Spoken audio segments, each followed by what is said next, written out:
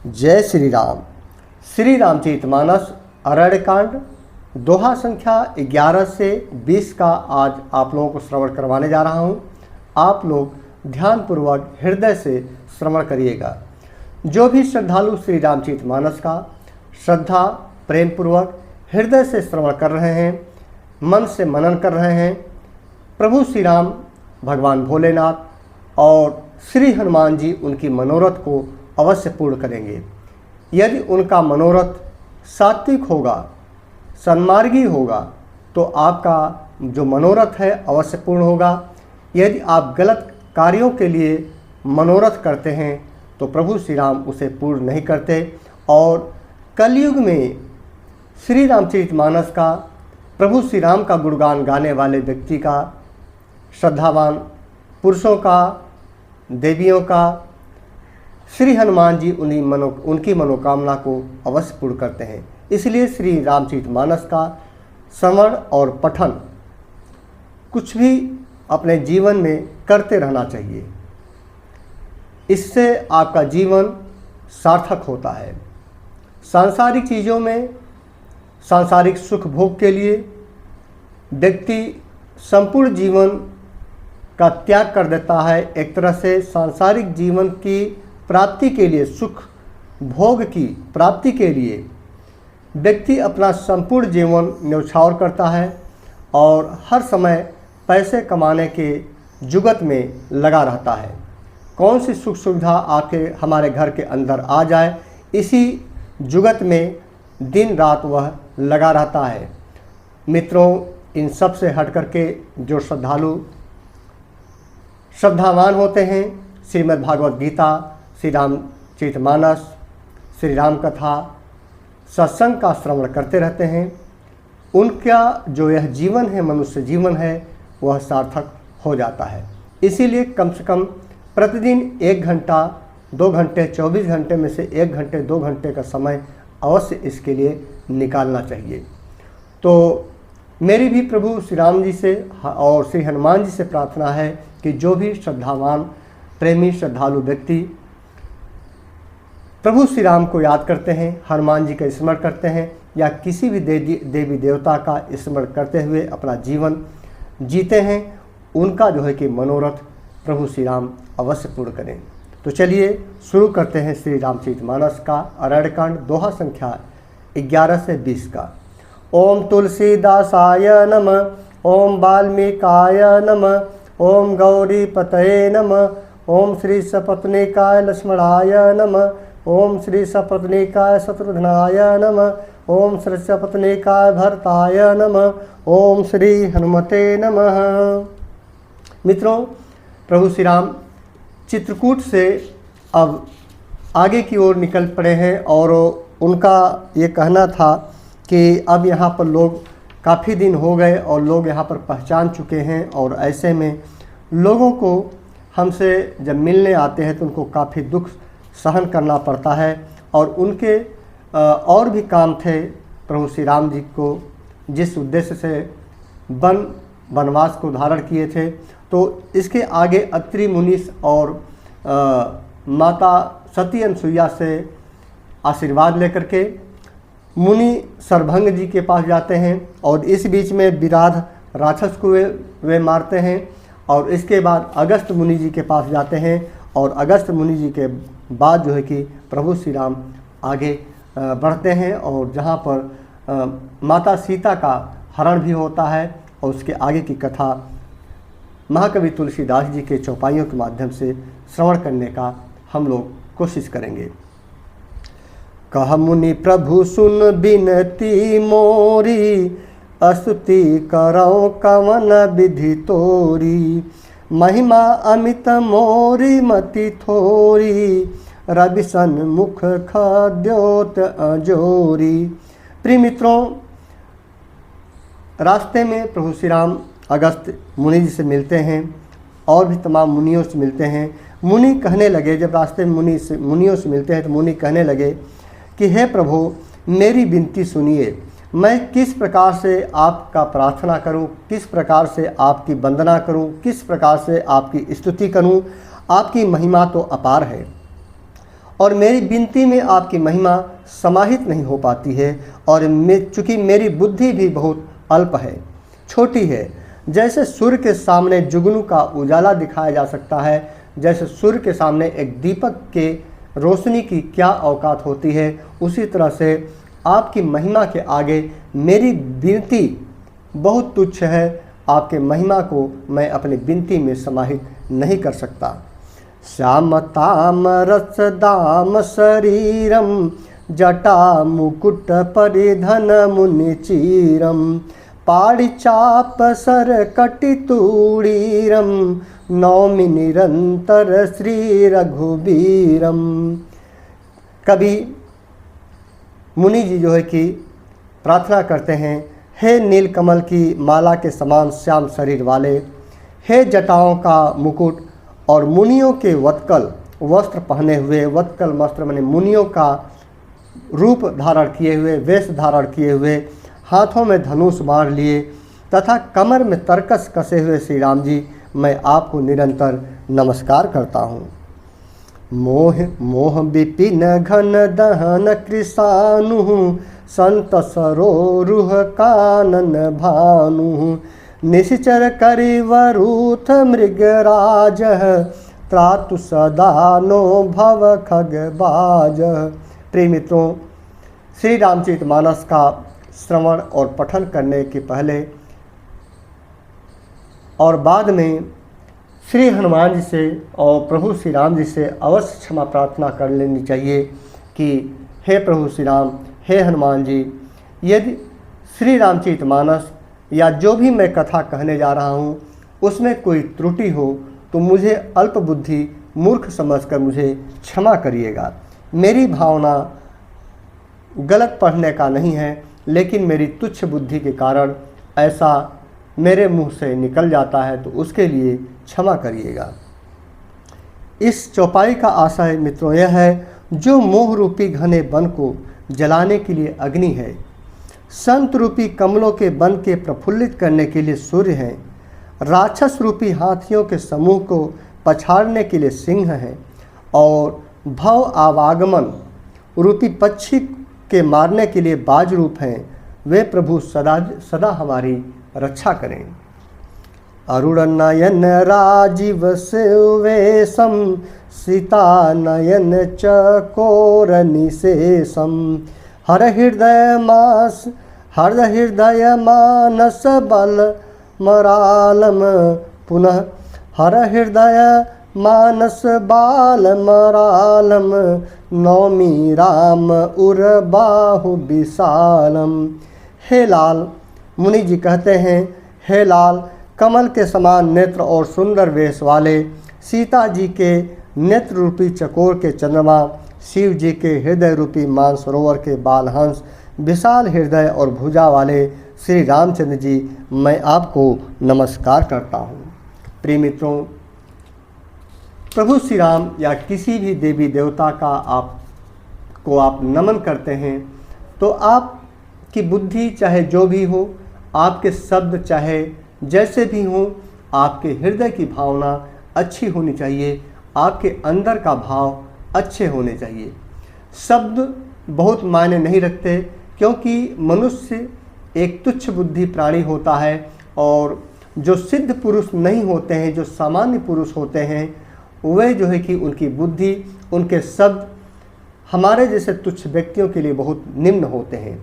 तो हमारे और आपके अंदर प्रभु श्री राम को या जिस भी देवी देवता का स्मरण कर रहे हैं, उनके प्रति आपका भाव, आपका हृदय में इसके अंदर जो भावनाएं हों वो अच्छी होनी चाहिए, आपका श्रद्धा अच्छी होनी चाहिए। तो शब्द कोई मायने नहीं रखते, और प्रभु श्री राम हनुमान जी आप पर कृपा अवश्य बनाएंगे। संशय सर्प ग्रसन उर्गाद समन सुकर कस तर्क विषाद भव भंजन रंजन सुरयूथ त्रादु सदा नो कृपावरूथ। जो संशय रूपी सर्प को ग्रसने के लिए गरुड़ हैं। कभी महाकवि तुलसीदास जी ने मुनि अगस्त ऋषि ने जो प्रार्थना किया उसे शब्दों में पिरोने का प्रयास कर रहे हैं कि जो संशय रूपी सर्प को ग्रसने के लिए गरुड़ हैं, अत्यंत कठोर तर्क से उत्पन्न होने वाले विषाद का नाश करने वाले हैं, आवागमन को मिटाने वाले और देवताओं के समूह को आनंद देने वाले हैं, वे कृपा के समूह से राम जी सदा हमारी रक्षा करें। निर्गुण सगुण विषम समरूपम ज्ञान गिरा गोतितम नूपम अमलखम अमलक्म खिल मन विद्यम पारम नौमी राम भंजन मही भारम। यह चौपाई बहुत ही महत्वपूर्ण है प्रभु श्री राम का स्मरण करने के लिए। इसमें मुनि कहते हैं, सिद्ध मुनियों के ये वाणी है, ये प्रार्थना है मित्रों। यदि हमें आपको सामान्य शब्दों की जानकारी होती है, सामान्य तरीके से होती है, यदि श्री रामचरित मानस के इन चौपाइयों के द्वारा आप स्मरण करेंगे तो एक तरह से सिद्ध महापुरुषों की ये वाणी है और ऐसे में प्रभु श्री राम का स्मरण अच्छे ढंग से हो पाएगा। मुनि कहते हैं, हे निर्गुण सगुण विषम और समरूप, हे ज्ञान वाणी और इंद्रियों से अतीत अर्थात उससे परे, हे अनुपम निर्मल संपूर्ण दोष रहित अनंत एवं पृथ्वी का भार उतारने वाले श्री रामचंद्र जी, मैं आपको नमस्कार करता हूँ। भक्त कल्प पादप आराम तर्जन क्रोध लोभ मद काम अतिनागर भव सागर सेतु त्रातु सदा दिन कर कुल केतु। जो भक्तों के लिए कल्प वृक्ष के बगीचे हैं, क्रोध लोभ मद और काम को डराने वाले हैं, अत्यंत ही चतुर और संसार रूपी समुद्र से तरने के लिए सेतु रूप हैं, वे सूर्य कुल की ध्वजा श्री राम जी सदा मेरी रक्षा करें। अतुलित भुज प्रताप बल धाम कलिमल विपुल विभंजन नाम धर्म वर्म नर्मद गुण ग्राम संतत संतनो तो मम राम। जिनकी भुजाओं का प्रताप अतुलनीय है, जो बल के धाम हैं, जिनका कलयुग के बड़े भारी पापों का नाश करने वाले हैं, जो धर्म के कवच अर्थात रक्षक हैं और जिनके गुण समूह आनंद देने वाले हैं, वे श्री राम जी निरंतर मेरे कल्याण का मार्ग विस्तार करें, प्रशस्त करें। यद्यपि विरज व्यापक अविनाशी सबके हृदय निरंतर बासी तदपि अनुज श्री सहित खरारी बसतु मनसि मम कानन चारी। यद्यपि आप निर्मल व्यापक अविनाशी और सबके हृदय में निरंतर निवास करने वाले हैं, तथापि हे खरारी श्री राम जी, लक्ष्मण जी और श्री सीता जी सहित वन में विचरण करने वाले, आप इसी रूप में मेरे हृदय में निवास कीजिए। जे जानहि ते जानहु स्वामी सगुण अगुण उर अंतर जामी जो कौशलपति राजीव नयना करऊँ सो राम हृदय मम अयना। हे स्वामी, आपको जो सगुण निर्गुण और अंतर्यामी जानते हो वे जाना करें मेरे हृदय को, तो कौशलपति कमल नयन श्री राम जी ही अपना घर बनावें।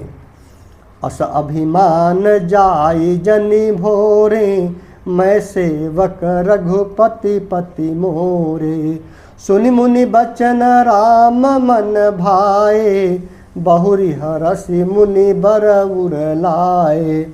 ऐसा अभिमान भूलकर भी न छूटे कि मैं सेवक हूँ और श्री रघुनाथ जी मेरे स्वामी हैं। मतलब कितनी बड़ी, देखिए, एक तो भरत जी थे जिन्होंने प्रयागराज में मुनि भारद्वाज जी के आश्रम में प्रार्थना किया था, वहीं सेम टू सेम चौपाई यहाँ पर आती है कि ऐसा अभिमान भूल कभी मेरे मन में, मेरे हृदय में न आवे कि मैं सेवक हूँ और श्री रघुनाथ जी मेरे स्वामी हैं। मुनि के वचन सुनकर श्री राम जी मन में बहुत प्रसन्न हुए। तब उन्होंने हर्षित होकर श्रेष्ठ मुनि को हृदय से लगा लिया। परम प्रसन्न जानु मुनि मोहि, जो बर मागहु देऊ सो तोहि। मुनि कह मैं बर कबहु न जाचा, समुझि न परई झूठ का साचा। और कहा, प्रभु श्री राम जी कहते हैं, हे मुनि, मुझे परम प्रसन्न जानो, जो वर मांगो वही मैं तुम्हें दूं। मुनि सुतीक्ष्ण जी ने कहा, मैंने तो वर कभी मांगा ही नहीं, मुझे समझ ही नहीं पड़ता कि क्या झूठ है और क्या सत्य है, क्या मांगूं क्या नहीं।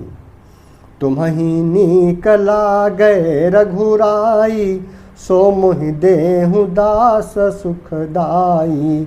अबिरल भगत बिरत विज्ञाना, होहु सकल गुण ज्ञान निधाना। अतः हे रघुनाथ जी, हे दासों को सुख देने वाले, आपको जो अच्छा लगे वही दीजिए।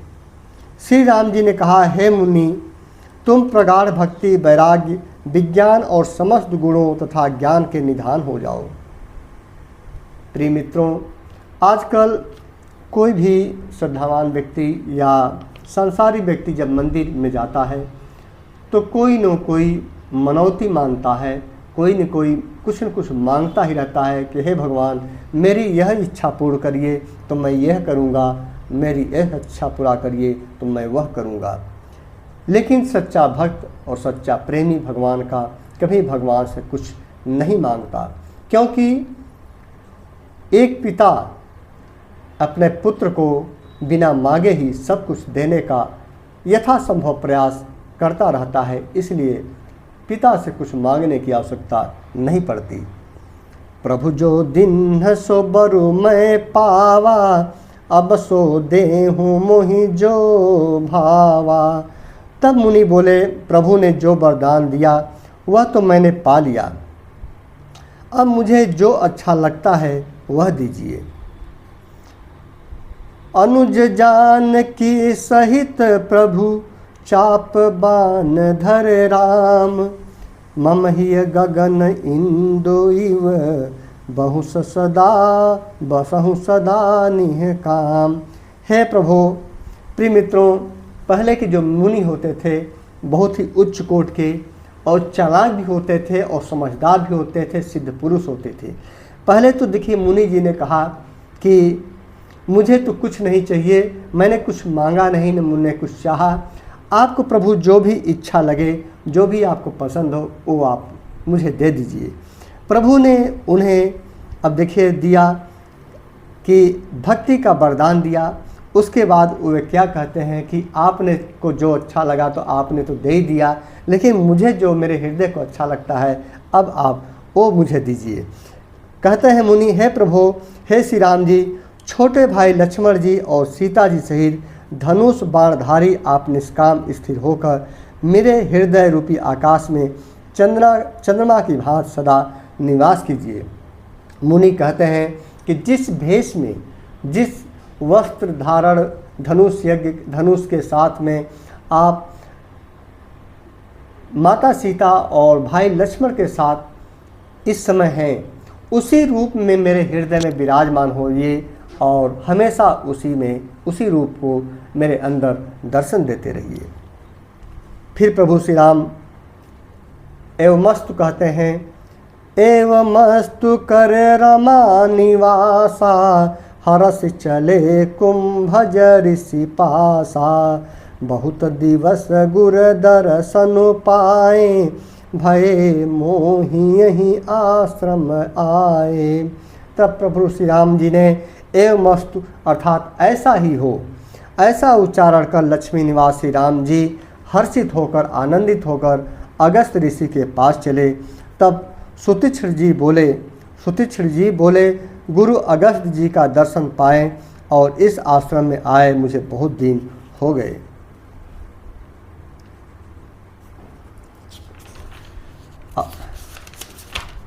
अब प्रभु संग जाऊं गुरु पाही, तुम कहनाथ निहोरा नाही।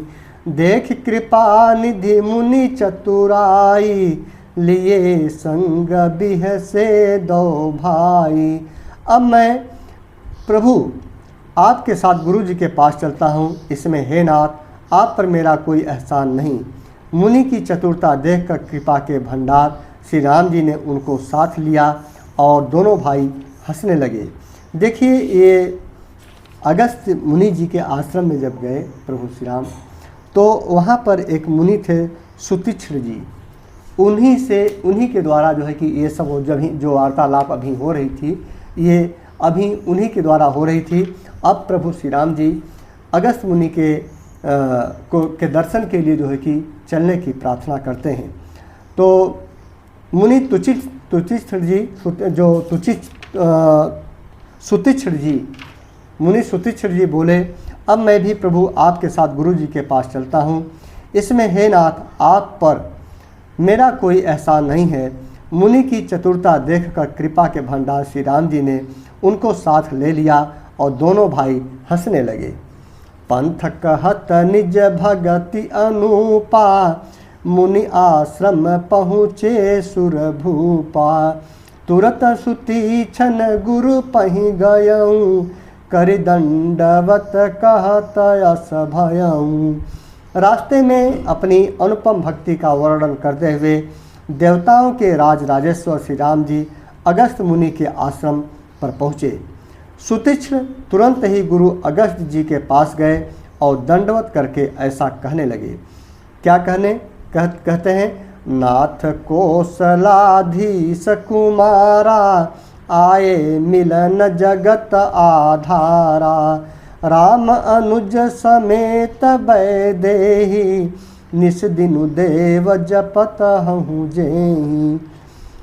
मुनि कहते हैं अगस्त मुनि जी से, हे नाथ, अयोध्या के राजा दशरथ जी के कुमार जगदाधार श्री रामचंद्र जी अपने छोटे भाई लक्ष्मण जी और सीता जी सहित आपसे मिलने आए हैं। जिनका हे देव आप रात दिन जप करते रहते हैं, वे ही आपसे मिलने के लिए आपके पास आपके आश्रम में आए हुए हैं। उनकी बात शिष्य की बात सुनते ही गुरु जी की क्या प्रक्रिया होती है। सुनत अगस्त तुरत उठी धाये, हरे बिलो की लोचन जल छाए। मुनिपद कमल परे दो भाई, ऋषि अति प्रीत लिए उरलाई। यह सुनते ही शिष्य के द्वारा ये बात सुनते ही अगस्त मुनि जी के हृदय में जो प्रक्रिया हुई, यह सुनते ही अगस्त जी तुरंत ही उठ खड़े हुए और दौड़ पड़े। भगवान को देखते ही उनके नेत्रों में आनंद और प्रेम की आंसुओं की जलधारा बहने लगी। दोनों भाई मुनि के चरण कमलों पर गिर पड़े। ऋषि ने उठाकर बड़े प्रेम से उन्हें हृदय से लगा लिया। सादर कुशल पूछी मुनि ज्ञानी, आसन बर बैठारे आनी। पुनि करी बहु प्रकार प्रभु पूजा, मोहि सम भाग्यवंत नहीं दूजा। ज्ञानी मुनि ने आदरपूर्वक कुशल पूछकर उनको लाकर श्रेष्ठ आसन पर बैठाया। फिर बहुत प्रकार से प्रभु की पूजा करके कहा, मेरे समान भाग्यवान आज दूसरा कोई नहीं है। जय श्री राम। जहाँ लगी रहे अपर मुनि वृंदा, हर से सब बिलो की सुख कंदा। वहाँ जहाँ तक जितने भी अन्य मुनिगण थे, सभी आनंद कंद श्री राम जी के दर्शन करके हर्षित हो गए, आनंदित हो गए। अर्थात जैसे ही लोगों को पता चला कि अगस्त मुनि जी के आश्रम में प्रभु श्री राम, माता सीता और लक्ष्मण जी आए हुए हैं, आसपास के सभी ऋषि मुनिगण दौड़ पड़े और उनके प्रभु श्री राम के दर्शन पा करके सब लोग आनंदित हो गए। मुनि समूह मह बैठे, सन्मुख सब की ओर। शरद इंदु तन चीतवत, मानहु निकर चकोर। मुनियों के समूह में श्री राम जी सबकी ओर सन्मुख होकर बैठे हैं। अर्थात प्रत्येक मुनि को श्री राम जी अपने ही सामने मुख करके बैठे दिखाई देते हैं और सब मुनि टकटकी लगाए उनके मुख को देख रहे हैं। ऐसा जान पड़ता है मानो चकोरों का समूह शरद पूर्णिमा के चंद्रमा की ओर देख रहा हो। मुनि जितने ऋषि मुनि मित्रों आए हुए थे प्रभु श्री राम जी को चारों तरफ से घेर करके बैठ गए, लेकिन सभी मुनियों के हृदय में जो प्रेम था, श्रद्धा था प्रभु श्री राम जी के दर्शन के लिए, तो प्रभु श्री राम की ऐसी कृपा हुई कि सभी मुनियों के हृदय में ऐसा लगा, उनके नेत्रों को ऐसा लगा कि प्रभु श्री राम जी मुझे सिर्फ मुझे ही देख रहे हैं, मेरी ओर ही देख रहे हैं। तो ऐसी प्रभु श्री राम जी की लीला है। जैसा भाव जो अपने हृदय में लाता है प्रभु श्री राम जी के दर्शन उसे वैसे ही उसी रूप में होते हैं। तब रघुबीर कहा मुनि पाही, तुम सन प्रभु दुराव कछु नाही। तुम जानहु जहि कारण आयऊँ, ताते तात न कहि समुझायऊँ। तब श्री राम जी ने मुनि से कहा, हे प्रभु, आपसे तो कुछ छिपाव है नहीं। मैं जिस कारण से आया हूँ वह आप जानते ही हैं। इसी से हे तात, मैंने आपसे समझाकर कुछ नहीं कहा। अब सो मंत्र देहूँ प्रभु मोही, जहि प्रकार मारो मुनि द्रोही। मुनि मुस्कान सुनि प्रभु बानी, पूछहु नाथ मोहि का जानी। मुनि कहते हैं अगस्त्य मुनि जी, हे प्रभु, अब आप मुझे वही मंत्र और सलाह दीजिए जिस प्रकार, मतलब प्रभु श्री राम मुनि को कहते हैं हे प्रभु। प्रभु श्री राम स्वयं मुनि के लिए मुनि को कहते हैं, अगस्त्य मुनि जी से कहते हैं, हे प्रभु, आप मुझे वही मंत्र और सलाह दीजिए जिस प्रकार मैं मुनियों के द्रोही अर्थात राक्षसों को मारूं। प्रभु की वाणी सुनकर मुनि मुस्कुराए और बोले, हे नाथ, आपने क्या समझकर मुझसे यह प्रश्न किया है।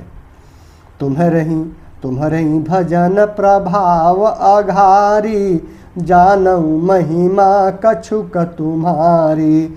उमरि तरु विशाल तव माया, फल ब्रह्मांड अनेक निकाया। हे पापों का नाश करने वाले, मैं तो आप ही के भजन के प्रभाव से आपकी कुछ थोड़ी सी महिमा जानता हूँ। आपकी माया गुल्लर के समान विशाल वृक्ष के समान है, गुलर के विशाल वृक्ष के समान है, अनेकों ब्रह्मांड के समूह ही जिसके फल हैं। जैसे गुलर का फूल दिखाई नहीं देता कि कब वह फूल कब फल बन गया, उसी तरह से आपकी महिमा इतनी विशाल है कि उसे देख पाना, समझ पाना बहुत ही मुश्किल काम है। जो कुछ थोड़ी सी महिमा मेरे अंदर है, जो कुछ भी थोड़ी सी चीज़ें, थोड़ी सी बातें मैं आपके बारे में जानता हूँ, उससे मैं भला आपको क्या सलाह दे सकता हूँ। जीव चराचर जंतु समाना, भीतर बसहि न जानहि आना। ते फल भक्षक कठिन कराला, तव भय डरत सदा सो काला। चर और अचर जीव गुलर के फल के भीतर रहने वाले छोटे छोटे जंतुओं के समान उन ब्रह्मांड रूपी फलों के भीतर बसते हैं और वे अपने उस छोटे से जगत के सिवा दूसरा कुछ नहीं जानते। उन फलों का भक्षण करने वाला कठिन और कराल काल है, वह काल भी सदा आपसे भयभीत रहता है। प्रिय मित्रों, गुल्लर का फल बहुत से श्रद्धालु देखे होंगे और बहुत से आज शहरों में रहने वाले व्यक्ति नहीं जानते होंगे। तो उनको मैं बता दूं कि गुल्लर का जो फल होता है, जैसे ही उसे वह बहुत मीठा होता है और गुल्लर का फूल भी नहीं दिखाई पड़ता कि कब वह फूल से फल बन गया, लेकिन जो फल होता है उसको जैसे ही तोड़ते हैं तो उसके अंदर ढेर सारे जीव निकलते हैं, ढेर सारे जीव निकलते हैं जो जिनमें पंख होता है और छोटे छोटे और उड़ने भी लगते हैं। मित्रों, उसी जीव से अगस्त्य मुनि जी अपनी तुलना करते हैं और कहते हैं कि जैसे गुल्लर में जीव रहते हुए जीव को सिर्फ उनकी दुनिया उतनी ही है, सिर्फ गुल्लर के फल के अंदर छोटी सी दुनिया होती है, तो बाहरी दुनिया को वे क्या जाने। उसी तरह से अगस्त मुनि जी कहते हैं, मैं गुल्लर के फल में रहने वाला एकमात्र तुच्छ जीव हूँ। मैं भला आपके संसार के बाहर, संसार में होने वाली महिमा को मैं क्या बता सकता हूँ। इसलिए आपकी महिमा तो असीमित है, मैं उसे क्या जानूँ। प्रभु श्री राम जी से कहते हैं अपनी तुलना करके, ते तुम सकल लोकपति साई, पूछे हूँ मोहि मनुज की नाई। यह बर मागऊँ कृपा निकेता, बसहु हृदय श्री अनुज समेता। उन्हें आपने समस्त लोकपालों के स्वामी होकर भी मुझसे मनुष्य की तरह प्रश्न किया। हे कृपा के धाम, मैं तो यह वर मांगता हूँ कि आप श्री सीता जी और छोटे भाई लक्ष्मण जी सहित मेरे हृदय में सदा निवास कीजिए। अविरल भगति बिरति सतसंगा, चरण सरोरुह प्रीति अभंगा। यद्यपि ब्रह्म अखंड अनंता, अनुभव गम्य भजहि जहि संता। मुझे प्रगाढ़ भक्ति, वैराग्य, सत्संग और आपके चरण कमलों में अटूट प्रेम प्राप्त हो। यद्यपि आप अखंड और अनंत ब्रह्म हैं, जो अनुभव से ही जानने में आते हैं और जिनका संत जन भजन करते हैं। असतव रूप बखानऊ जानऊ, फिर सगुण ब्रह्म रति मानऊ। संतत दासन देहु बड़ाई, ताते मोहि पूछूं रघुराई।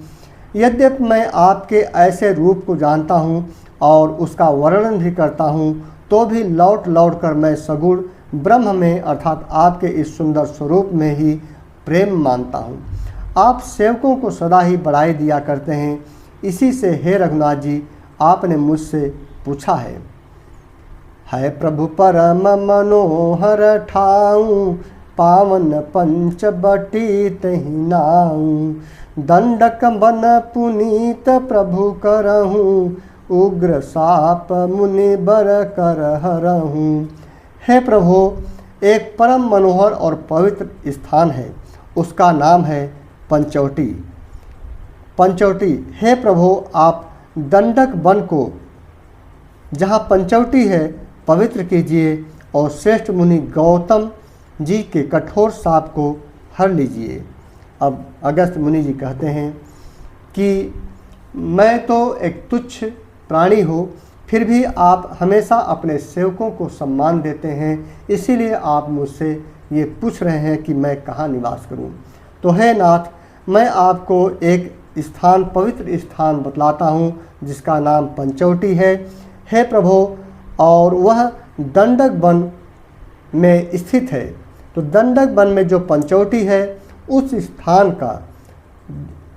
को पवित्र कीजिए और श्रेष्ठ मुनि गौतम जी के कठोर शाप को हर लीजिए, अर्थात गौतम जी के कठोर शाप से मुक्ति दिलाइए।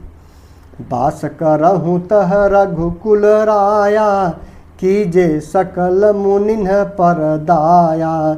चले राम मुनि आय सुपाई, तुरत ही पंच बटी नियराई। उसके बाद हे रघुकुल के स्वामी, आप सब मुनियों पर दया करके वही निवास कीजिए। मुनि की आज्ञा पाकर श्री रामचंद्र जी वहाँ से चल दिए और शीघ्र ही पंचवटी के निकट पहुँच गए। गिद्धराज से भेंट भई, बहुविधि प्रीति बढ़ाई। गोदावरी निकट प्रभु, रहे परन गृह छाय। अब देखिए मित्रों, देखिए चित्रकूट के बाद गोदावरी के निकट दंडक वन में पंचवटी पर उनका अगला जो है कि निवास होता है, अगला उनका विश्राम होता है। अब यहाँ पर अरण्य कांड में यह दोहा संख्या 13 में यह लिखा गया है और गिद्धराज से उनकी भेंट होती है। वहाँ पर गिद्धराज जटायु से भेंट हुई, उसके साथ बहुत प्रकार से प्रेम बढ़ाकर प्रभु श्री राम जी गोदावरी के समीप पर्णकुटी छाकर रहने लगे और गोदावरी के नदी के किनारे पंचवटी पे पर्णकुटी उन्होंने बनाया और वहीं पर पर्णकुटी बनाकर प्रभु श्री राम रहने लगे। जब ते राम किन्ह तह बासा, सुखी भये मुनि दीति त्रासा। गिरिबन नदी ताल छवि छाए, दिन दिन प्रति अति हो ही सुहाए। जब से श्री राम जी ने वहाँ निवास किया तब से मुनि सुखी हो गए। उनका डर जाता रहा। पर्वत, वन, नदी और तालाब शोभा से छा गए। वे दिनों दिन अधिक सुहावने मालूम होने लगे। खगमृग वृंद आनंदित रहई, मधुप मधुर गुंजत छवि लहई। शोभन बरनि न सक अहि राजा, जहाँ प्रगट रघुबीर बिराजा। पक्षी और पशुओं के समूह आनंदित होते रहते हैं और भंवरे मधुर गुंजार करते हुए शोभा पा रहे हैं, जहाँ प्रत्यक्ष श्री राम जी विराजमान हैं। उस वन का वर्णन सर्पराज शेष जी भी नहीं कर सकते। एक बार प्रभु सुखु आसीना, लक्ष्मण बचन कहे छलहीना। सुर नर मुनि सचराचर साई, मैं पूछूं निज प्रभु की नाई। एक बार प्रभु श्री राम जी सुख से बैठे हुए थे।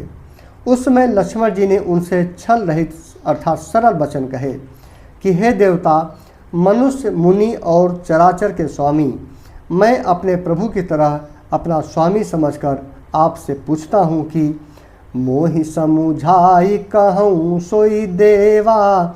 सब तज करऊँ चरण रज सेवा। कहूँ ज्ञान विराग अरु माया, कहूँ सो भगति करहूँ जही दाया। कहते हैं लक्ष्मण जी, हे देव, मुझे समझाकर वही कहिए जिससे सब छोड़कर मैं आपकी चरण रज की सेवा करूं। ज्ञान, वैराग्य और माया का वर्णन कीजिए और उस भक्ति को कहिए जिसके कारण आप दया करते हैं। ईश्वर जीव भेद प्रभु, सकल कहो समुझाई। जाते होई चरण रति, शोक मोह भ्रम जाई। हे प्रभु, ईश्वर और जीव का भेद भी सब समझा कर कहिए। मित्रों, ये जो चौपाई और दोहा है, आप लोग बहुत ध्यान से श्रवण करिएगा, क्योंकि इसमें प्रभु श्री राम जी रहस्य बता रहे हैं कि किस तरह से प्रभु श्री राम की कृपा किस तरह से प्रभु श्री राम अपने सेवकों पर, अपने श्रद्धावान आस्थावान व्यक्तियों पर जो है कि कृपा करते हैं, वे रहस्य बतला रहे हैं। हे प्रभु, जब पूछते हैं, हे प्रभु, ईश्वर और जीव का भेद भी सब समझा कर कहिए जिससे आपके चरणों में मेरी प्रीत हो अर्थात प्रेम हो और शोक मोह तथा भ्रम मेरे अंदर जो है कि नष्ट हो जाए। थोरे ही मह सब कहूँ बुझाई, सुनहु तात मति मन चित लाई। मैं अरु मोर तोर तैत माया, जही बस किन्ह जीव निकाया। श्री राम जी ने कहा, हे तात। लक्ष्मण जी के पूछने पर श्री राम जी ने कहा, हे तात, मैं थोड़े ही में सब समझाकर आपसे कह देता हूँ। तुम मन, चित्त और बुद्धि लगाकर सुनो। मैं और मेरा, तू और तेरा, यह बात ध्यानपूर्वक आप लोग श्रवण करिएगा। मित्रों, प्रभु श्री राम स्वयं प्रभु श्री राम कह रहे हैं कि किस तरह से मैं प्रसन्न होता हूँ, वह सुनो। मैं और मेरा, तू और तेरा, यही माया है। मैं और मेरा, तू और तेरा, यही माया है जिसने समस्त जीवों को बस में करके रखा है। कितनी गूढ़ रहस्य बातें प्रभु श्री राम जी ने एक शब्दों में बता दिया कि जो हर व्यक्ति यह मेरा है, वह मेरा है, यह तेरा है, वह तेरा है, कहते कहते जीवन पर्यंत जीवन को समाप्त कर लेता है। लेकिन मैं मेरा और तू तेरा से निजात अर्थात मुक्ति नहीं पाता है। इसीलिए प्रभु श्री राम की कृपा उस पर नहीं बन पाती। गो गोचर जह लगी मन जाई, सो सब माया जानहु भाई। तेहि कर भेद सुनहु तुम सोऊं, विद्या अपर अविद्या दोऊं। इंद्रियों के विषयों को और जहाँ तक मन जाता है, हे भाई, उस सब को माया जानना। उसके भी एक विद्या और दूसरी अविद्या, इन दोनों भेद को तुम सुनो। आगे प्रभु श्री राम जी कहते हैं कि इंद्रियों की हमारी जो 10 इंद्रियां हैं, वे अपने मनोकामना को पूर्ण करने के लिए हमारे मन को फटकाती रहती हैं और इसी से हमारे अंदर माया की उत्पत्ति हो जाती है। तो जब तक हम अपने इंद्रियों को बस में नहीं करेंगे, अपने 10 इंद्रियों को बस में नहीं करेंगे, 5 बाहरी इंद्रियां हैं, 5 आंतरिक इंद्रियां हैं। इस पे मैंने वीडियो बनाकर पोस्ट किया है, आप लोग उसे देख लीजिएगा। एक दुष्ट अतिशय दुख रूपा, जा बस जीव पराभव कूपा। एक रचई जग गुण बस न जाके, प्रभु प्रेरित नहीं निज बलता के। एक अविद्या और दुष्ट अर्थात दोष युक्त है और अत्यंत दुख रूप है, जिसके बस होकर जीव संसार रूपी कुएं में पड़ा हुआ है। और एक विद्या जिसके बस में गुण है और जो जगत की रचना करती है, वह प्रभु से ही प्रेरित होती है। उसके अपना बल कुछ भी नहीं होता। ज्ञान मान जह एकौ नाही, देख ब्रह्म समान सब माही। कहिय तात सो परम विरागी, तृण सम सिद्धि 3 गुण त्यागी। ज्ञान वह है, ये तीनों चौपाइयाँ मित्रों बहुत ही महत्वपूर्ण हैं। अरण्य कांड का आप लोग पढ़ लीजिएगा। दोहा संख्या 15 की जो चौपाइयाँ हैं, उसे सभी महत्वपूर्ण हैं। इन चौपाइयों में, चारों चौपाइयों के माध्यम से प्रभु श्री राम जी स्वयं कहते हैं कि मैं किस तरह से अपने प्रेमियों पर कृपा करता हूँ, वह सुनो। तो ये सारे ज्ञान की चीज़ें हैं मित्रों, आप लोग इसे ज़रूर श्रवण करिएगा और पढ़िएगा। ज्ञान, प्रभु श्री राम जी कहते हैं, ज्ञान वह है जिसमें मान आदि एक भी दोष नहीं है और जो सब में समान रूप से ब्रह्म को देखता है। हे तात, उसी को परम वैराग्यवान कहना चाहिए, जो सारी सिद्धियों को और तीनों गुणों को तिनके के समान त्याग चुका हो। ये चौपाई मित्रों उन सब के लिए एक सीख है जो एक दूसरे पर संत ही संत, श्रद्धा व्यक्तिवान की, धार्मिक व्यक्तिवान की एक दूसरे को नीचा दिखाने के लिए उसमें त्रुटि निकालता है, दोष निकालता है।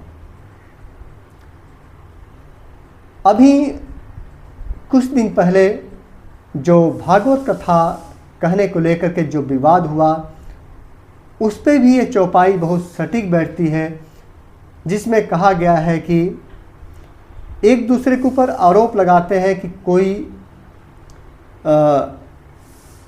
भागवत कथा का या श्रीमद् भागवत कथा का पहला श्लोक बोल दे सही उच्चारण में, तो मैं उसे 50 लाख रुपए दूंगा।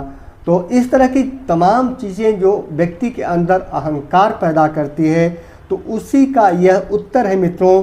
प्रभु श्री राम जी स्वयं कहते हैं कि जो व्यक्ति जो मान आदि एक भी दोष नहीं जिसमें नहीं है और जो सब में समान रूप से ब्रह्म को देखता है, अर्थात सभी लोगों में ब्रह्म के दर्शन पाता है, उसी को परम वैराग्यवान कहना चाहिए, जो सारी सिद्धियों को और तीनों गुणों को तिनके के समान त्याग चुका है।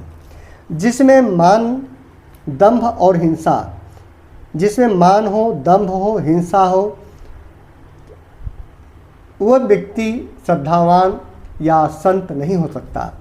क्षमा रहित, टेढ़ापन हो, आचार सेव का अभाव हो, अपवित्रता हो, अस्थिरता हो, मन का निगृहित न होना, इंद्रियों के विषय में आसक्त होना, जिसमें अहंकार हो, जन्म मृत्यु जरा व्याधिमय का उसको दुख लगता हो, जगन में सुख बुद्धि हो, स्त्री पुत्र घर आदि में आसक्ति हो उसको, ममता इष्ट और अनिष्टि की प्राप्ति महर्ष शोक, भक्ति का अभाव हो, एकांत में मन न लगता हो, विषय मनुष्यों के संगम में प्रेम, ये 18 तरह के प्रभु श्री राम जी ने स्वयं बताया है कि ये 18 प्रकार के जो अवगुण हैं एक संत में नहीं होने चाहिए। यदि ये 18 अवगुण यदि हैं तो समझिए कि उस पर प्रभु श्री राम की कृपा नहीं हो सकती। हो न हो ये 18 न हो और नित्य अध्यात्म अर्थात आत्मा में स्थित तथा तत्व ज्ञान के अर्थ तत्व ज्ञान के द्वारा जानने योग्य परमात्मा का नित्य दर्शन हो, वही ज्ञान कहलाता है। देखिए गीता अध्याय ये बातें देखिए गीता अध्याय 13 के श्लोक 7 और 11 में भी बातें लिखी गई हैं। तो श्री रामचरितमानस का अरण्य कांड का बहुत ही महत्वपूर्ण ये जो है कि चौपाई है मित्रों। अयोध्या अरण्य कांड का दोहा संख्या 13 की अंतिम चौपाई, और यह बातें जो लिखी गई हैं वह गीता अध्याय के 13 अध्याय के श्लोक 7 और 11 में भी बातें लिखी गई हैं। माया इस नयाप कहूँ जान कहिए सो जीव, बंध मोक्ष प्रद सर्ब पर माया प्रेरक जी शिव। जो माया को ईश्वर को और अपने स्वरूप को नहीं जानता उसे जीव कहना चाहिए। जो माया को ईश्वर को और अपने स्वरूप को नहीं पहचानता नहीं जानता वह जीव होता है, और जो कर्म के अनुसार बंधन और मोक्ष देने वाला है सबसे परे है और माया का प्रेरक है वह ईश्वर है। देखिए कितनी बड़ी परिभाषा है इसमें मित्रों, जो कर्म के अनुसार कर्मानुसार। इसीलिए मित्रों कहता हूँ कि व्यक्ति जन्म से चाहे कुछ भी हो लेकिन कर्म से यदि ब्रह्म को जानता है तो वह ब्राह्मण जरूर हो सकता है। धर्म ते विरति जोग ते ज्ञाना, ज्ञान मोक्ष प्रद वेद बखाना। जाते बेगी द्रवऊ मैं भाई, सोमम भगति भगत सुखदाई। धर्म के आचरण से वैराग्य और योग से ज्ञान होता है, और ज्ञान मोक्ष को देने वाला है, ऐसा वेदों ने वर्णन किया है। और हे भाई, जिससे मैं शीघ्र ही प्रसन्न हो जाता हूँ वह मेरी भक्ति है जो भक्तों को सुख देने वाली है। प्रभु श्री राम जी स्वयं कहते हैं कि मैं किस तरह से प्रसन्न होता हूँ। सो सुतंत्र अवलंबन आना, तहि आधीन ज्ञान विज्ञाना। भगति तात अनुपम सुख मूला, मिलई जो संत होई अनुकूला। श्री रामचरितमानस का मित्रों जो लोग अरण्य कांड का अर्थ सहित गहराई से अध्ययन और श्रवण नहीं करते वह बहुत ही बड़े ज्ञान से एक तरह से विरत रह जाते हैं, उससे जो को पाने में जो कि असमर्थ हो जाते हैं। तो ऐसे में अरण्य कांड का बहुत बड़ा मित्रों महत्व है। और अरण्य कांड का में चूँकि तमाम ऋषि मुनि प्रभु श्री राम जी से मिलते हैं और तमाम ऋषि मुनि अपने अपने सिद्ध वाणी से प्रभु श्री राम की स्तुति करते हैं। तो इस तरह से प्रभु श्री राम की स्तुति करने के लिए कि किस तरीके से स्तुति करनी चाहिए, किस तरह से प्रभु श्री राम का प्रार्थना करनी चाहिए, यह अरण्य कांड आपको अच्छी तरह से सिखलाता है। वह भक्ति स्वतंत्र है, उसको ज्ञान विज्ञान आदि किसी दूसरे साधन का सहारा अपेक्षा नहीं है। ज्ञान और विज्ञान तो उसके अधीन है। हे तात, भक्ति अनुपम है एवं सुख की मूल है, और वह तभी मिलती है जब संत अनुकूल अर्थात प्रसन्न होते हैं। भगत की साधन कहूँ बखानी, सुगम पंथ मोहि पावहि प्राणी।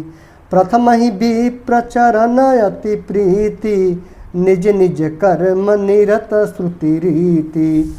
अब मैं भक्ति के साधन, प्रभु श्री राम जी आगे कहते हैं कि अब मैं भक्ति के साधन विस्तार से कहता हूँ।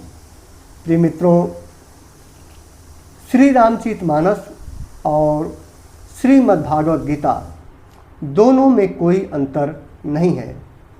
जो बातें श्रीमद् भगवत गीता में हमें सीखने को मिलती है, वही बातें यहाँ भी श्री रामचरितमानस में रामायण के द्वारा भी हमें सीखने को मिलती हैं। तो दोनों में कोई अंतर नहीं है।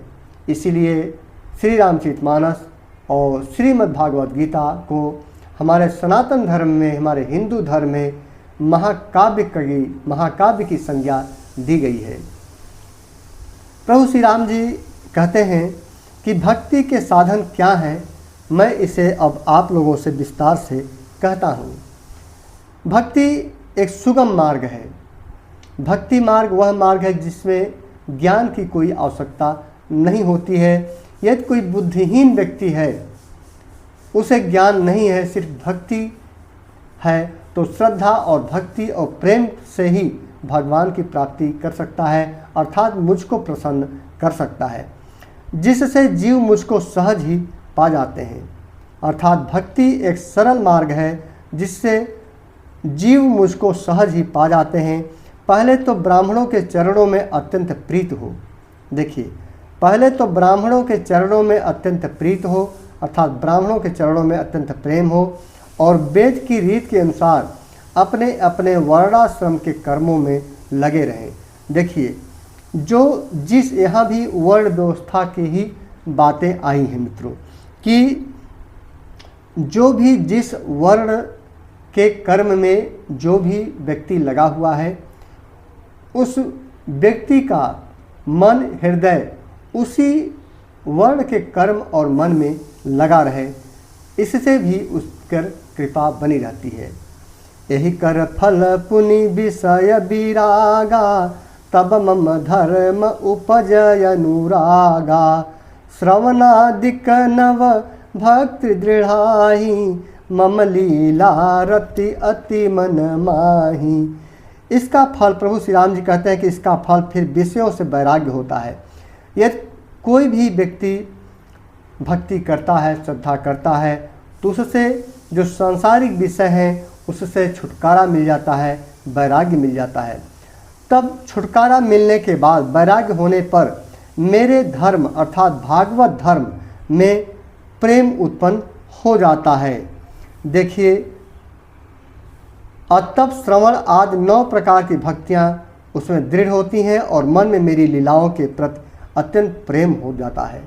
देखिए, अब यहाँ पर प्रभु श्री राम जी स्वयं कह रहे हैं कि जो भी विषयों से विरक्त हो जाता है, विषयों से वैराग्य ले लेता है, जिसके अंदर भक्ति मेरे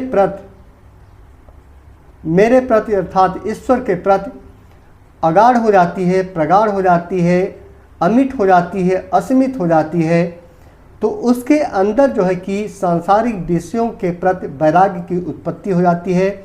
और वैराग्य की जब उत्पत्ति हो जाती है, अर्थात विषयों से जब छुटकारा मिल जाता है, सांसारिक विषयों से, तो जो है कि उसे भागवत धर्म उसके अंदर उत्पन्न हो जाता है।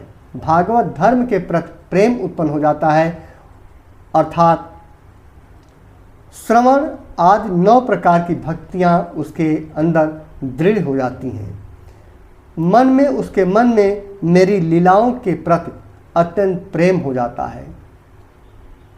तो यहाँ पर मित्रों, वर्ण की कोई, जात की कोई व्यवस्था नहीं है। यहाँ प्रभु श्री राम जी ने स्वयं कहा है, जो आज एक डिबेट का विषय बना हुआ है, यहाँ भी उसका उत्तर मिलता है कि कोई भी वर्णाश्रम जिस वर्ण में रहना चाहता है, उस वर्ण के अनुसार यदि वह कर्म करता है और भगवान की भक्ति करता है, तो जो है कि उसे मेरी कृपा अवश्य प्राप्त होती है। संतर चरण पंकज अति प्रेमा, मन क्रम बचन भजन दृढ़ नेमा। गुरु पितु मातु बंधु पति देवा, सब मोहि कह जाने दृढ़ सेवा। आगे कहते हैं प्रभु श्री राम जी स्वयं, जिसका संतों के चरण कमलों में अत्यंत प्रेम हो, मन वचन और कर्म से भजन का दृढ़ नियम हो, और जो मुझको ही गुरु पिता माता भाई पति और देवता सब कुछ जाने और सेवा में दृढ़ हो, वही सच्चा संत है, वही सच्चा भक्त है। मम गुण गावत पुलक शरीरा, गद गद गिरा नयन बहनीरा। काम आदि मद दंभ न जाके, तात निरंतर बस मैं ताके। आगे प्रभु श्री राम जी कहते हैं, मेरा गुण गाते समय जिसका शरीर पुलकित हो जाए, मेरा गुण गाते समय जिसका शरीर पुलकित हो जाए, वाणी गदगद हो जाए और नेत्रों से प्रेम आंसुओं की जलधारा बहने लगे, और काम मद और दंभ अर्थात अहंकार हो, काम हो, वासना हो, मद हो, आनंद हो, आज जिसमें कुछ भी मन न लगे, हे भाई मैं सदा उसके बस में रहता हूँ, अर्थात मैं उस पर प्रसन्न रहता हूँ। यही बात श्रीमद् भागवत गीता में भी अध्याय 3 में आपको देखने को मिलेगी, और अध्याय 4 में भी संपूर्ण यही बात आप लोगों को देखने और सुनने को मिलती है, जो भगवान श्री कृष्ण ने कहा है। बचन कर्म मन मोरी गति, भजनु करहि निष्काम। तिन्हके हृदय कमल महु, करऊँ सदा विश्राम। आगे एक दोहा के माध्यम से कहते हैं, जिनको कर्म वचन और मन से मेरी ही गति है, और जो निष्काम भाव से मेरा भजन करते हैं, उनके हृदय कमल में मैं सदा विश्राम किया करता हूँ। लोग कहते हैं, कौन कहता है श्रीमद् भागवत गीता, श्री रामचरितमानस अलग अलग विचारधारा के हैं। यहाँ भी देखिए मित्रों, अरण्य कांड के दोहा संख्या 16 में निष्काम भावना की बात आई है, और प्रभु श्री राम जी अरण्य कांड में यही बातें लक्ष्मण जी से कहते हुए गूढ़ रहस्य को समझा रहे हैं कि किस तरह से एक भक्त को होना चाहिए, किस तरह से एक भक्त को मेरी कृपा होती है। भगति जोग सुनि अति सुख पावा, लक्ष्मण प्रभु चरणन सिरुनावा। एहि विधि गए कछुक दिन बीती, कहत विराग ज्ञान गुण नीति। इस भक्ति योग को सुनकर, इस भक्ति योग को सुनकर लक्ष्मण जी ने अत्यंत सुख पाया, और उन्होंने प्रभु श्री रामचंद्र जी के चरणों में सिर नवाया। इस प्रकार वैराग्य ज्ञान गुण और नीति कहते हुए कुछ दिन बीत गए।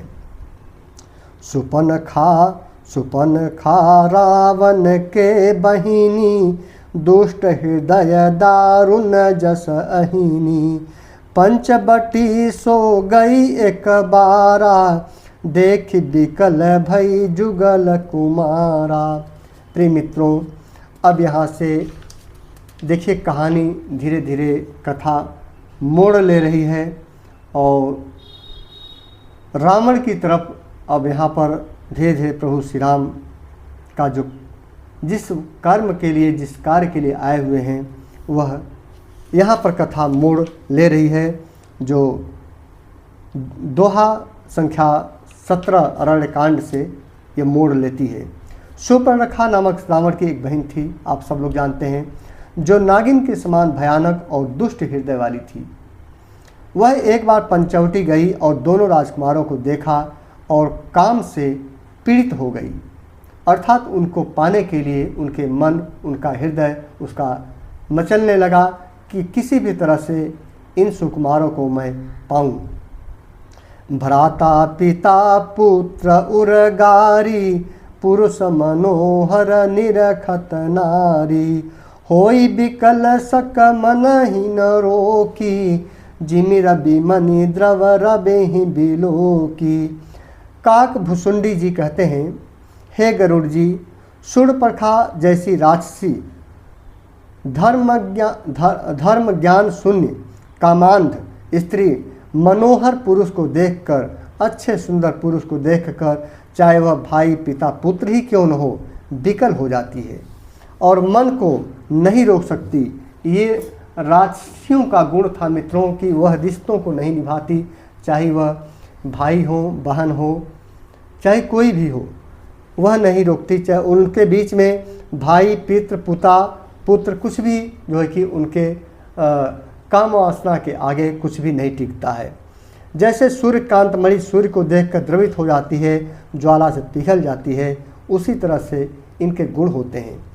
रुचिर रूप धरे प्रभु पहि जाई, बोली बचन बहुत मुस्काई। तुम सम पुरुष न मो सम नारी, यह संजोग विधि रचा विचारी। वह सुंदर रूप धरकर प्रभु के पास जाकर और बहुत मुस्कुराकर वचन बोली, न तो तुम्हारे समान कोई पुरुष है, न मेरे समान स्त्री। विधाता ने यह संयोग जोड़ा बहुत विचार कर रचा है। मम अनुरूप पुरुष जग माही, देखूं खोजी लोक तिहु नाही। ताते अब लगी रहे कुमारी, मनुमाना कछु तुम ही निहारी। कहती है, राजसिन कहती है कि मेरे योग्य पुरुष वर जगत भर में नहीं है। मैंने तीनों लोकों को खोज देखा, इसी से मैं अब तक कुमारी अर्थात अविवाहित रही। अब तुमको देखकर कुछ मन माना चित्त ठहरा है। सीत ही चितई कहीं प्रभु बीता, अहि कुंवार मोर लघु भ्राता। गई लक्ष्मण रिपु भगिनी जानी, प्रभु बिलो की बोले मृदुबानी। सीता जी की ओर देखकर प्रभु श्री रामचंद्र जी ने यह बात कही कि मेरा छोटा भाई कुमार है। तब वह लक्ष्मण जी के पास गई। लक्ष्मण जी उसे शत्रु की बहन समझकर और प्रभु की ओर देखकर कोमल वाणी से बोले, सुंदरी सुनु मैं उन्ह कर दासा, पराधीन नहीं तोर सुपासा। प्रभु समर्थ कौशलपुर राजा, जो कछु करहि उन्हीं सब छाजा। तब लक्ष्मण जी कहते हैं सुपर्णखा से, हे सुंदरी सुन, मैं तो उनका दास हूँ, मैं पराधीन हूँ, अतः तुम्हें सुभिता अर्थात सुख न होगा। प्रभु समर्थ हैं, कौशलपुर के राजा हैं, वे जो कुछ करें उन्हें सब फबता है अर्थात सब कुछ भाता है। सेवक सुख चह मान भिखारी, व्यसनी धन सुख शुभ गति विभिचारी। लोभी जसु चह चार गुमानी, नभ दुहि दूध चहत अय प्राणी। है सेवक सुख चाहे, कहते हैं सेवक सुख चाहे, भिखारी सम्मान चाहे, व्यसनी अर्थात जिसे जुए शराब आदि का व्यसन हो, धन और व्यभिचारी शुभ गति चाहे, लोभी यश चाहे और अभिमानी चारों फल अर्थ धर्म काम मोक्ष चाहे, तो ये सब प्राणी आकाश को दूह कर दूध लेना चाहते हैं अर्थात असंभव बात को संभव करना चाहते हैं। पुनि फिर राम निकट सो आई, प्रभु लक्ष्मण पहि बहुरी पठाई। लक्ष्मण कहा तो ही सो बरही, जो तृण तोरी लाज परिहरही। फिर लक्ष्मण की बातें सुन करके प्रभु श्री राम जी के पास सुपर्णखा जाती है।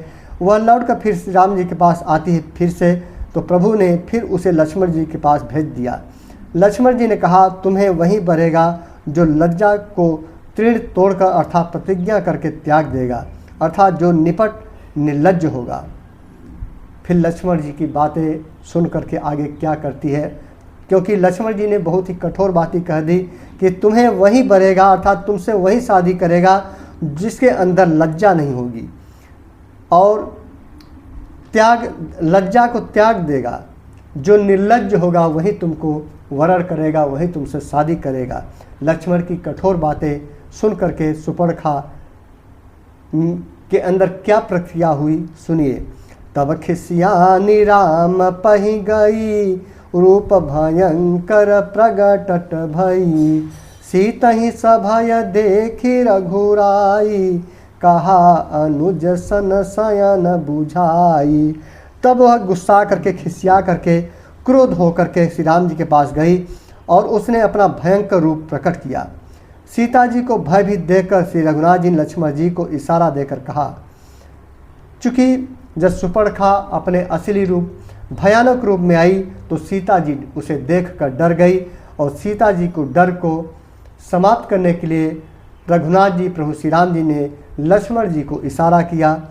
लक्ष्मण अति लाघव सो, नाक कान बिनु किन्हि, ताके कर रावण कह, मनो चुनौती दिन्हि।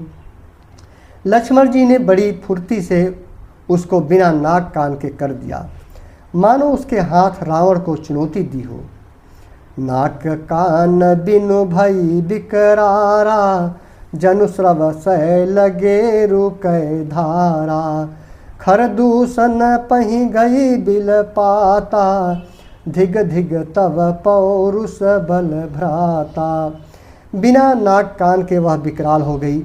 उसके शरीर से रक्त इस प्रकार बहने लगा मानो काले पर्वत से गेरू की धारा बह रही हो। वह विलाप करती हुई खरदूषण के पास गई और बोली, हे भाई, तुम्हारे पौरुष और वीरता को धिक्कार है, तुम्हारे बल को धिक्कार है।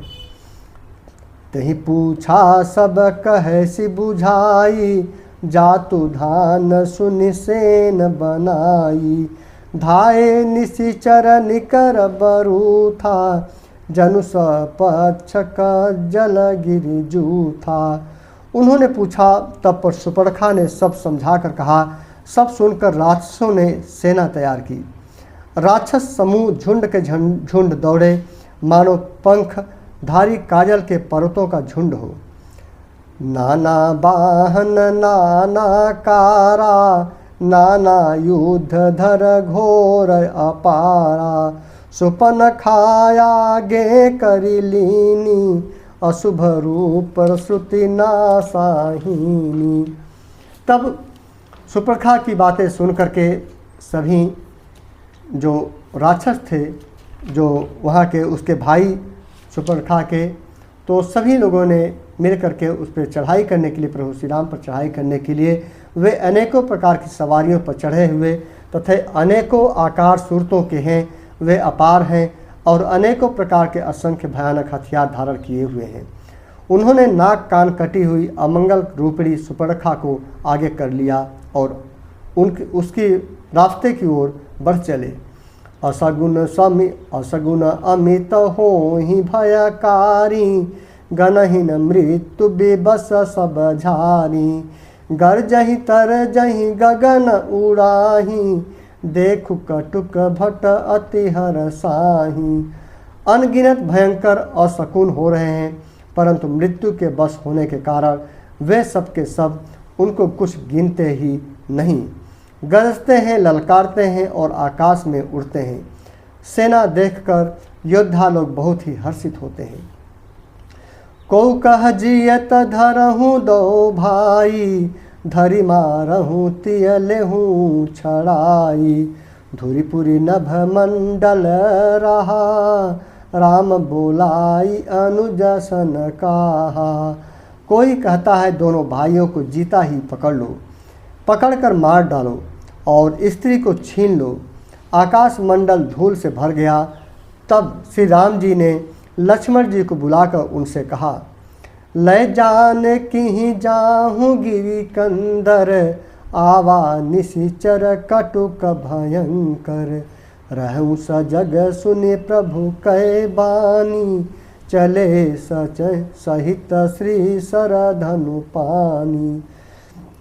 राक्षसों की भयानक सेना आ गई है। जानकी जी को लेकर तुम पार्वत की कंदरा में चले जाओ। सावधान रहना। प्रभु श्री राम जी के वचन सुनकर लक्ष्मण जी हाथ में धनुष बाण लिए श्री राम जी सहित, श्री सीता जी सहित चल दिए। देखी राम रिपुदल चली आवा, बिहस कठिन को दंड चढ़ावा। शत्रुओं की सेना समीप चली आई है। यह देखकर श्री राम जी ने हंसकर कठिन धनुष को चढ़ाया। एक छंद, सुंदर छंद उस समय के वर्णन करते हुए, को दंड कठिन चढ़ाई सिर जट, जूट बांधत सोह क्यों, मरकत सयल परल रत दामिनी, कोटि सो जुग भुजग ज्यों, कटि कसी निसंग विशाल भुज गही, चाप बिसिख सुधारि कै, चितवत मनहु मृगराज प्रभु, गजराज घटा निहारी कै। कठिन धनुष चढ़ाकर सिर पर जटा का जूड़ा बांधते हुए प्रभु कैसे शोभित हो रहे हैं, जैसे मरकतमणि पन्ने के पर्वत पर करोड़ों बिजलियों से दो सांप लड़ रहे हों। कमर में तरकस कसकर विशाल भुजाओं में धनुष लेकर और बाण सुधार कर प्रभु श्री रामचंद्र जी राक्षसों की ओर देख रहे हैं, मानो मतवाले हाथियों के समूह को आता देखकर सिंह उनकी ओर ताक रहा हो। एक सोठा, आई गए बगमेल, धरहूँ धरहूँ धावत सुभट, जथा बिलो की अकेल, बाल रवि घेरत दनुज। कहते हैं राक्षस क्या कह रहे हैं, पकड़ो पकड़ो पुकारते हुए राक्षस योद्धा बाघ दौड़कर बड़ी तेजी से दौड़ते हुए आए कि भगवान प्रभु श्री राम को देखकर कहते हैं पकड़ो पकड़ो पकड़ो पकड़ो, और उन्होंने श्री राम जी को चारों ओर से घेर लिया। जैसे बाल सूर्य उदयाकालीन सूर्य को अकेला देखकर मंदेह नामक दैत्य घेर लेते हैं। प्रभु बिलो की सर सकहीन डारी, भई रजनी चरधारी, प्रभु बिलो की सर सकहीन डारी, थकित भई रजनी चरधारी। सचिव बोली बोले खर दूषण, यह को नृप बालक नरभूषण। खरग दूषण जो सुपर्णखा का भाई था, वह देख करके प्रभु श्री राम को एक बालक समझता है। सौंदर्य माधुर्य निधि प्रभु श्री राम जी को देखकर राक्षसों की सेना थकित रह गई, अर्थात चकित रह गई। वे उन पर बाण नहीं छोड़ सके। मंत्री को बुलाकर खरदूषण ने कहा, यह राजकुमार कोई मनुष्यों का भूषण है। नाग असुर सुर नर मुनि जेते, देख जीते हते हम केते, हम भरी जन्म सुनहु सब भाई, देख नहीं असी सुंदरताई।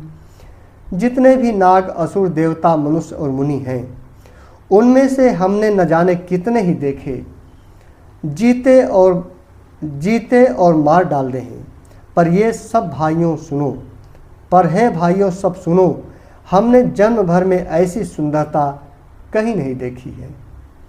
यद्यपि भगेन किन्हि कुरूपा, बधलायक नहीं पुरुष अनुपा, देहु तुरत निज नारी दुहाई, जियत भवन जाहूं दो भाई।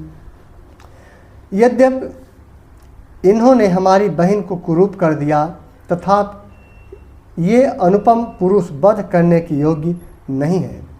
छिपाई हुई अपनी स्त्री हमें तुरंत दे दो, और दोनों भाई जीते जी घर लौट जाओ। यह खरदूषण कहता है।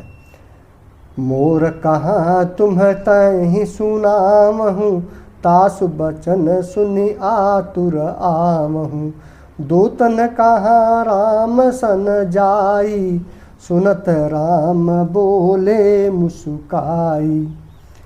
जब खरदूषण ने कहा कि पत्नी को कहाँ छुपाया हुआ है, उसे तुम मुझे दे दो, और तुम दोनों सुंदर भाई हो, इतने सुंदर भाइयों को मैंने कभी नहीं देखा है, तुम मारने के योग्य नहीं हो, तुम अपनी स्त्री को दे करके यहाँ से लौट जाओ। मेरा यह कथन तुम लोग उसे सुनाओ। हम छात्री मृगया बन करहीं, तुमसे खल मृग खोजत फिरहीं। रिपु बलवंतु देखी नहीं डरहीं, एक बार कालहूँ सन लरहीं।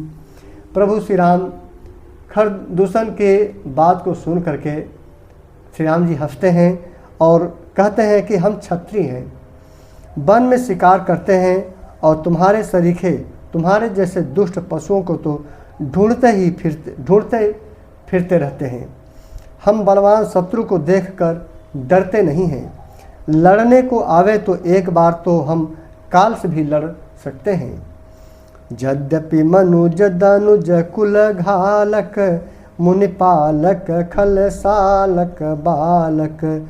जो न होई बल घर फिर जाहूँ, समर विमुख मैं हताहूँ न काहूँ।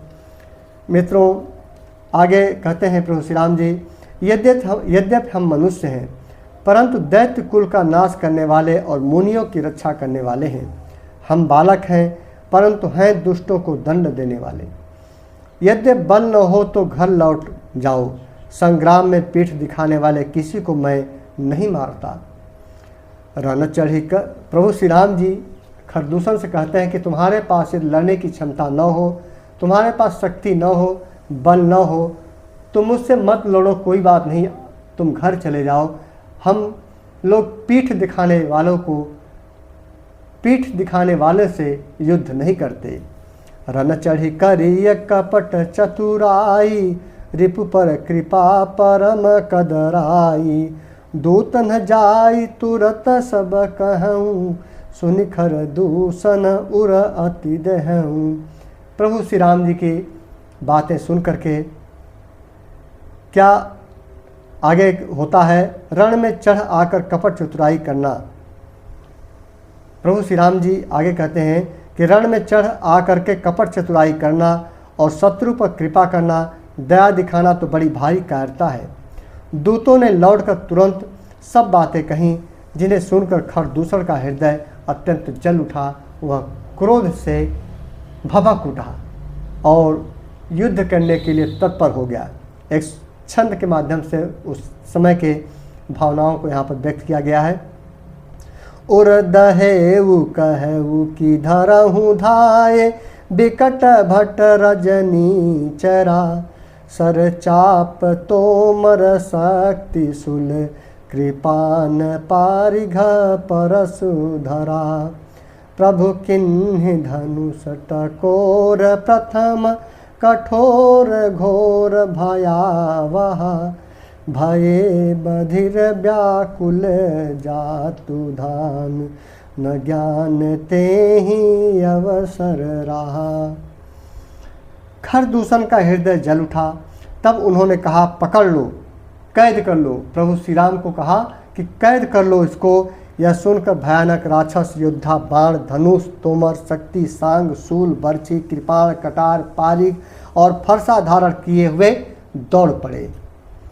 प्रभु श्री राम जी ने पहले धनुष का बाण बड़ा कठोर, घोर और भयानक टंकार किया, जिससे से मारते हैं बिना बाण छोड़े, उससे टंकार किया, जिसे सुनकर राक्षस बहरे और व्याकुल हो गए। उसकी आवाज़ ही सुन करके उस समय उन्हें कुछ भी होश न रहा।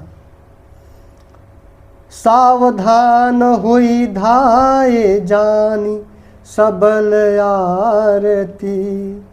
लागे बरसन राम पर, अस्त्र अस्त्र बहुभांति। फिर वे शत्रु को बलवान जानकर सावधान होकर दौड़े और श्री रामचंद्र जी के ऊपर बहुत प्रकार के अस्त्र शस्त्र बरसाने लगे। तिनके आयुध तिल सम, करि काटे रघुबीर। तानि सरासन श्रवण लगी, पुनि छाड़े निज तीर। श्री रघुवीर जी ने उनके हथियारों को तिल के समान टुकड़े टुकड़े करके काट डाले। फिर धनुष को कान तक तान कर अपने तीर छोड़े। तब चले बान कराल, फुंकरत जनु बहु ब्याल। को पेऊ समर से राम, चले बिसिख निशित निकाम। अवलोकी खर तर तीर मुरि, चले निशिचर वीर। भय क्रुद्ध तिनु भाई, जो भागीरन ते जाई। अत्यंत तीक्ष्ण बाणों को देखकर राक्षस वीर पीठ दिखाकर भाग चले। तब खर, दूषण और त्रिशिरा तीनों भाई क्रुद्ध होकर बोले, जो रण से भागकर जाएगा। तहि बाधव हम निज पानी, फिरे मरण मन महु ठानी। आयुध अनेक प्रकार, सन्मुख ते करहि प्रहार। उसका हम अपने हाथों वध करेंगे। तब मन में मारना ठान कर भागते हुए राक्षस लौट पड़े और सामने होकर वे अनेकों प्रकार के हथियारों से श्री राम जी पर प्रहार करने लगे। प्रिय मित्रों, ये जो चौपाई है, एक तो चौपाई नहीं है, यह छंद और चौपाई का एक मिश्रण बना दिया गया है, इसलिए इसे एक अलग ही ढंग से पढ़ा जाएगा। पहले मैंने चौपाई के माध्यम से, छंद के माध्यम से पढ़ने की कोशिश की, फिर चौपाई के माध्यम से, लेकिन दोनों में इनके जो मात्राएं हैं अलग है, इसलिए जो है कि इसका राग बैठ नहीं पा रहा है। रिपु परम को पे जानी, प्रभु धनुष सर संघानी। छाड़े विपुल नाराज, लगे कटन विकट पिशाच। इसे पढ़ने का प्रयास करता हूँ। शत्रु को अत्यंत कुपित जानकर प्रभु ने धनुष पर बाण चढ़ाकर बहुत से बाण छोड़े, जिनसे भयानक राक्षस कटने लगे। उर्शिस भूज कर चरण, जह तह लगे मही परन। चिक्करत लागत बान, धर परत कुधर समान।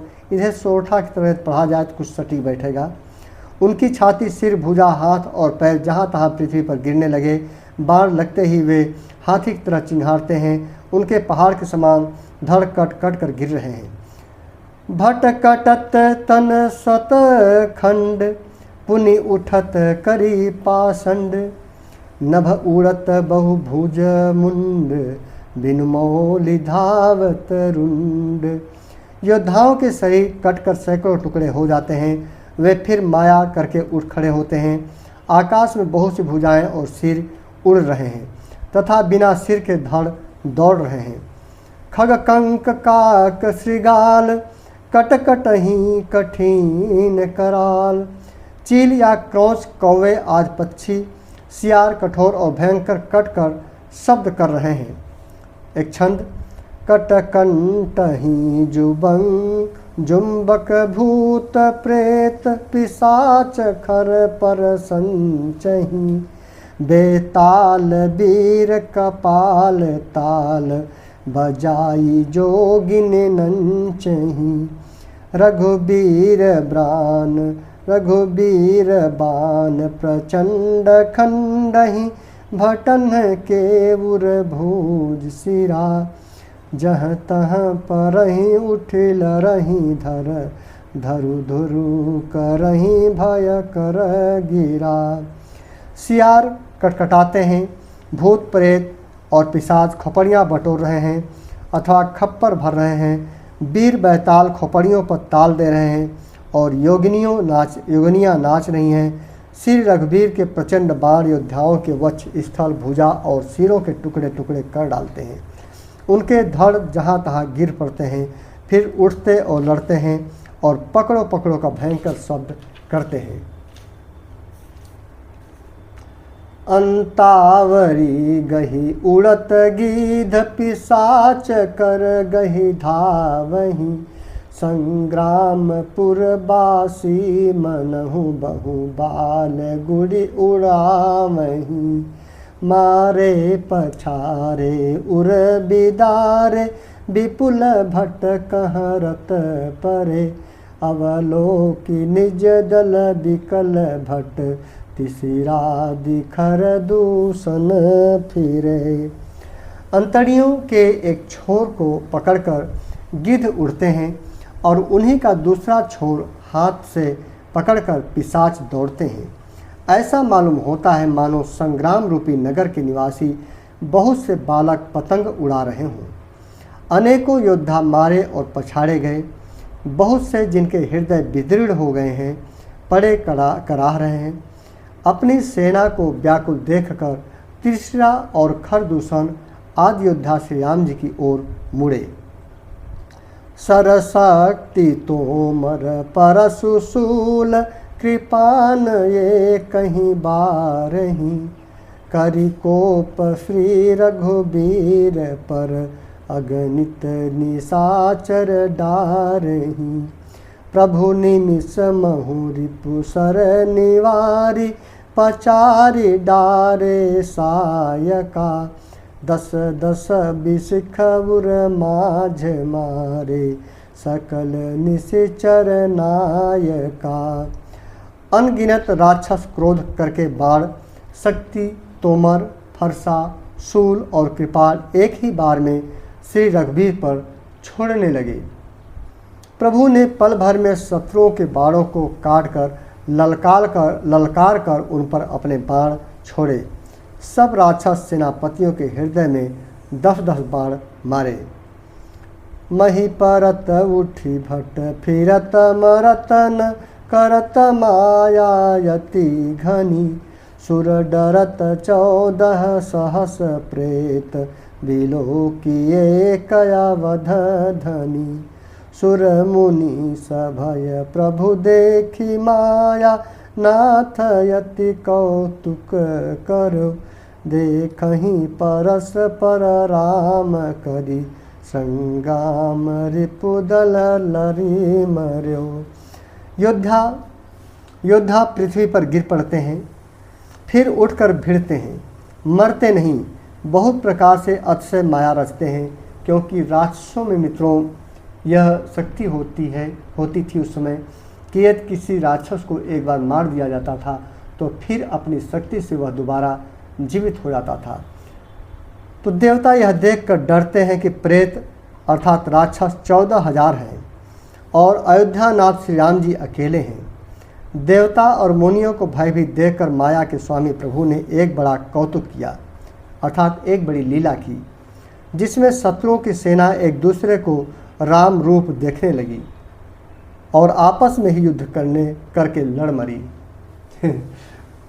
एक प्रभु श्री राम जी ने लीला की कि जो योद्धा 14,000 आए हुए थे वे उनके आँखों को, उनके नेत्रों को एक दूसरे में ही प्रभु श्री राम की छवि दिखाई देने लगी, इसलिए वे एक दूसरे से ही लड़ पड़े और आपस में ही लड़ करके सब मर गए। राम राम कही तनु तजहि, पावहि पद निर्बान, करि उपाय रिपु मारे छन, महु कृपा निधान। सब यही राम है, सब इसे मारो, इस प्रकार राम राम कहकर शरीर छोड़ते हैं और निर्वाण अर्थात मोक्ष पाते हैं। कृपा निधान श्री राम जी ने यह उपाय करके क्षण भर में शत्रुओं को मार डाला।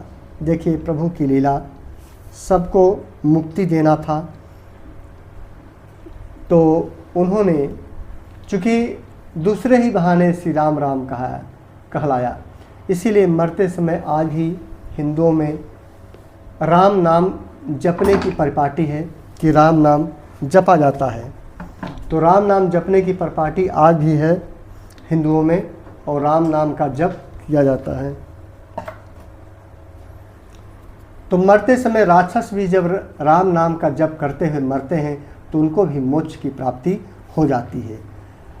हर्षित बरसहि सुमन सुर, बाजहि गगन निशान, स्तुति करि करि सब चले, शोभित विविध विमान। देवता हर्षित होकर फूल बरसाते हैं, आकाश में नगाड़े बज रहे हैं, फिर वे सब स्तुति कर करके अनेकों विमानों पर सुशोभित होकर चल पड़ते हैं।